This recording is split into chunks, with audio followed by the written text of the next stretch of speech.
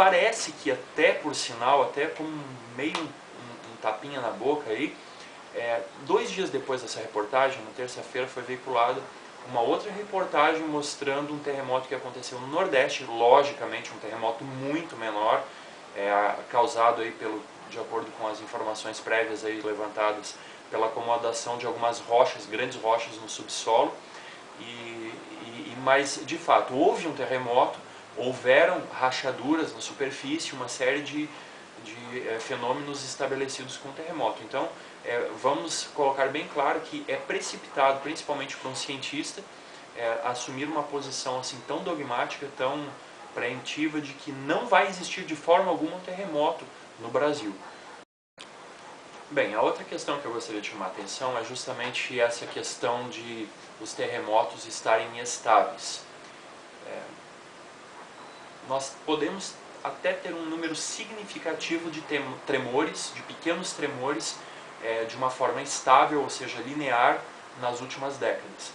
Mas o que interessa para nós hoje não são terremotos que apenas os sismógrafos sentem, ou apenas terremotos muito simples, terremotos muito corriqueiros ou de alguma forma inexpressivos, que as pessoas mal sentem. O que interessa para a gente hoje são terremotos fortes, terremotos que realmente causam estragos, ceifam vidas, destroem propriedades, destroem a vida das pessoas. Nós recebemos a informação aqui nessa reportagem de que em 1933, na década de 30, nós teríamos pouquíssimos sismógrafos, em torno de 350 em todo o mundo. E hoje nós teríamos mais de 4.000.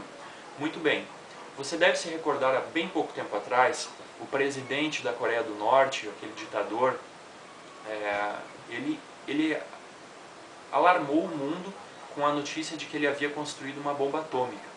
E essa bomba atômica, ele anunciou que faria um teste nuclear, e os cientistas e políticos americanos e europeus suspeitaram de que esse ditador estivesse fazendo um alarme falso, que ele não teria construído a bomba atômica, que ele estaria apenas tentando se impor ou colocar uma importância que o país dele não merece, e que ele provavelmente iria realizar uma grande detonação de carga de dinamite de grandes proporções, de forma a simular uma explosão nuclear. Muito bem, a explosão aconteceu, e a partir da análise dos dados dos sismógrafos, que coletaram os dados no Japão, nos Estados Unidos, na Europa, em vários pontos do mundo, os cientistas chegaram à conclusão que sim, ele possuía uma bomba atômica, que a explosão a explosão que foi originada com esse evento, essa explosão ela não era uma explosão falsa, não era uma explosão causada por dinamite ou outro tipo de explosivo simples, era sim uma explosão nuclear. De que forma eles chegaram a essa conclusão? Através da análise dos dados dos sismógrafos, certo? Então, o que eu quero dizer com isso é o seguinte: quando você tem um terremoto grande, de grandes proporções, com grande geração de energia, com grande deslocamento de energia através da crosta terrestre, esse terremoto ele é sentido em todo o globo. O terremoto, esse terremoto do Chile e também do Haiti, esses terremotos foram registrados nos sismógrafos do Japão, dos Estados Unidos, da Europa, mesmo do Brasil. Então, a questão é a seguinte: com 350 sismógrafos no mundo na década de 30, sim, nós poderíamos ter dados científicos suficientes para acompanhar pelo menos os grandes terremotos.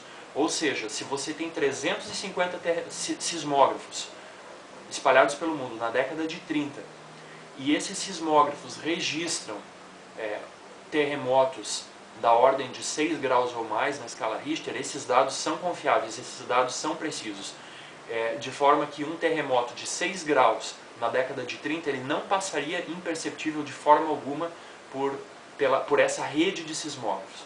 Lembrando que o sismógrafo ele é um aparelho bastante interessante, e ele já foi desenvolvido também pelos chineses há muito tempo atrás. Aproximadamente ali nos primeiros séculos, o terceiro século depois de Cristo, você pode ver aí na imagem um sismógrafo rudimentar dos chineses. Nós podemos ver a criatividade desse povo. Os chineses são realmente uma das civilizações mais fantásticas que nós temos aí na história da humanidade. Esse sismógrafo ele não apenas detectava que houve um terremoto, mas também por esse sistema com a boca dos dragões ali que soltava essa pequena esfera na boca dos sapos, a gente pode ver que ele mostrava inclusive a direção da onda sísmica. Então o acompanhamento dos terremotos ele não é um achismo, ele não é um curandeirismo, ele não é alguma coisa subjetiva já há muitos séculos. O acompanhamento dos terremotos é real com uma certa precisão, com uma certa acurácia. Nós temos aí vários terremotos históricos documentados nos anais que foram sentidos pelas pessoas e também por esses instrumentos ainda que rudimentares. No século XIX, os sismógrafos foram aprimorados com o iluminismo, o advento aí dos métodos científicos, né, a inventividade humana.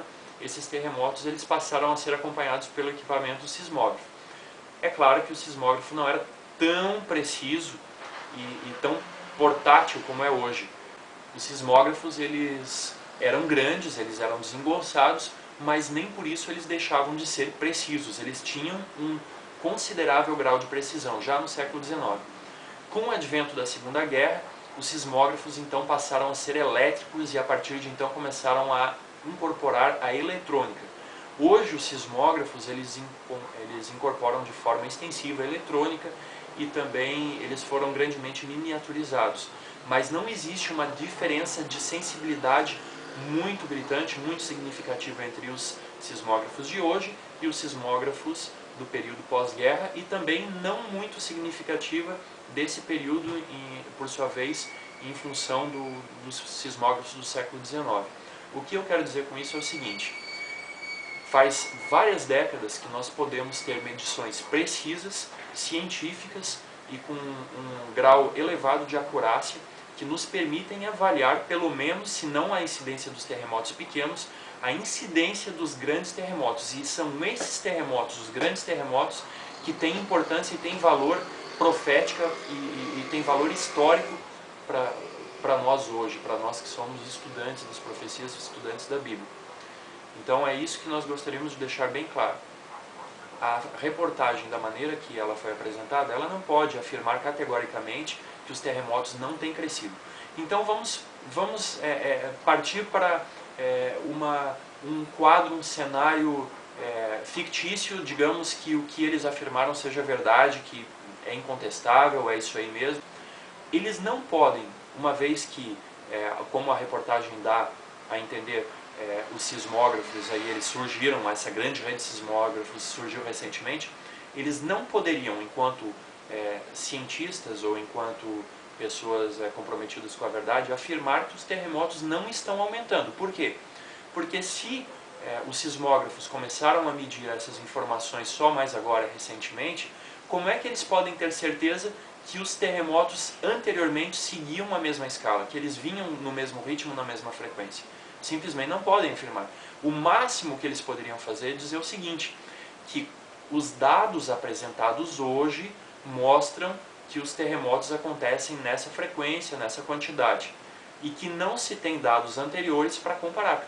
Agora, será que realmente os terremotos não têm aumentado? Será que os grandes terremotos, pelo menos, que são o que interessa para a gente hoje, será que eles não têm aumentado de fato, como a reportagem mostra? Muito bem.